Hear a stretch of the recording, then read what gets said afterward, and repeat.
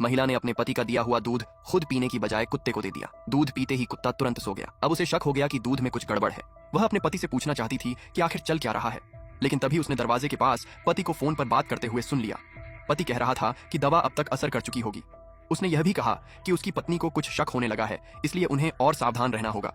बस बच्चे के जन्म तक इंतजार करना है, उसके बाद सब खत्म हो जाएगा। यह सुनकर महिला के पैरों तले जमीन खिसक गई।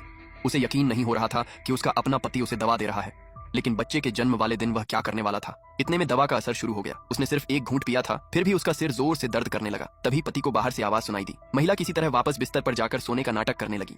कमरे में आने के बाद पति ने खाली गिलास देखा और अपनी पत्नी को सोता हुआ पाया। तब जाकर वह निश्चिंत हुआ और घर से निकल गया। अगली सुबह महिला ने देखा कि उसका पति रात भर कमरे में नहीं आया था। उसने कुछ भी जाहिर नहीं किया और ऐसे बर्ताव किया जैसे उसे कुछ पता ही नहीं। नीचे जाकर उसने पति को देखा, जो पहले की तरह उसकी देखभाल कर रहा था। तभी उनका कुत्ता अचानक उसके पति पर जोर जोर से भौंकने लगा, जैसे उसे महसूस हो गया हो कि कुछ गलत है। पति के काम पर जाने के बाद कुत्ता एक टाई लेकर आया और उसे काटने लगा। वह टाई महिला ने कभी नहीं खरीदी थी।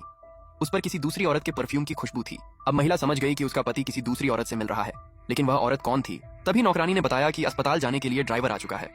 महिला को याद आया कि पति ने बच्चे के जन्म वाले दिन की बात की थी, इसलिए उसने अस्पताल जाकर कुछ पता लगाने का फैसला किया। अस्पताल में उसकी जांच हुई।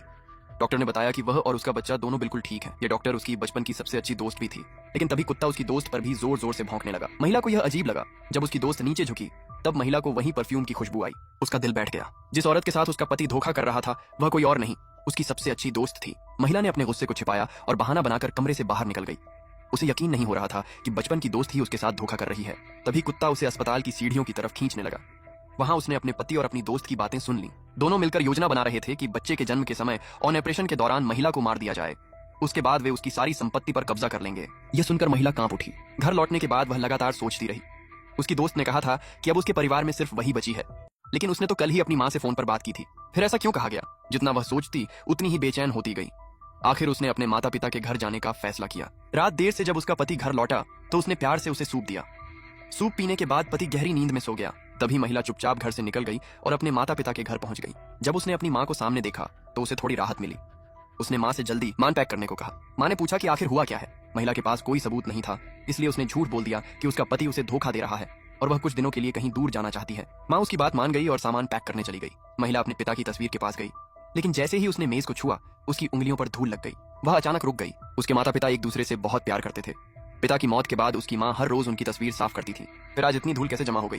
तभी उसे अपनी दोस्त की बात याद आई कि अब परिवार में सिर्फ वही बची है। महिला को शक होने लगा कि सामने खड़ी औरत उसकी असली माँ नहीं है। कुछ देर बाद वह औरत उसके लिए खीर जैसी मीठी डिश लेकर आई। महिला ने उसे परखने के लिए बचपन की एक घटना के बारे में पूछा। हैरानी की बात थी कि उसने हर सवाल का सही जवाब दिया। उसे आम खाने से हुई एलर्जी तक याद थी। महिला का शक थोड़ा कम हुआ, लेकिन पूरी तरह खत्म नहीं हुआ। उसने कहा कि उसे भूख नहीं है और वह कुछ नहीं खाएगी। यह सुनकर वह औरत कटोरा उठाकर वापस जाने लगी और उसी पल महिला की नजर उसकी पीठ पर पड़ी। अब उसे पूरा यकीन हो गया, वह औरत उसकी माँ नहीं थी और उसकी असली माँ शायद किसी बड़ी मुसीबत में थी।